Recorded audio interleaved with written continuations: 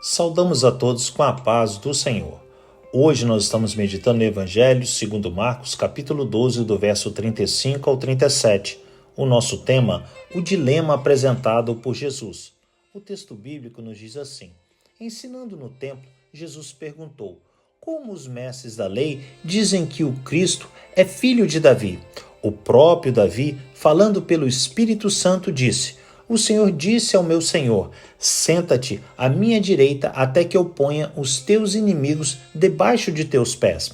O próprio Davi o chama Senhor. Como pode então ser ele seu filho? E a grande multidão o ouvia com prazer. Meus amados, depois da agradável conversa com o mestre da lei sobre o reino de Deus, o Senhor passou a ensinar a um grande número de pessoas nas dependências do templo.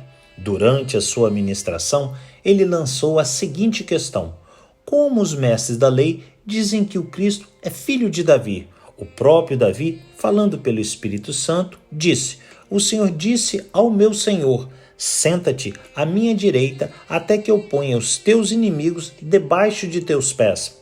O próprio Davi o chama Senhor. Como pode então ser ele seu filho? Em sua colocação, Jesus apresentou um dilema para os seus ouvintes, de que, como os mestres da lei afirmavam que o enviado de Deus era descendente de Davi, se o próprio rei, no Salmo 101, verso 1, chamou o Cristo de Senhor, surgindo assim alguns questionamentos. O filho já existia antes do pai? Como o pai reverenciava o filho? Na questão levantada pelo Senhor, só havia um tipo de resposta, meus amados. Como filho de Deus, Cristo era Senhor do rei Davi. Ao mesmo tempo, ao nascer do ventre de Maria, sendo ela e José da linhagem do rei Davi, Jesus, como descendente do rei, se tornou herdeiro natural do trono, obtendo uma dupla natureza. Como homem, o Messias veio da linhagem davídica e, por ser filho de Deus, sua autoridade e poder superavam a do rei Davi, que o chamou de meu Senhor.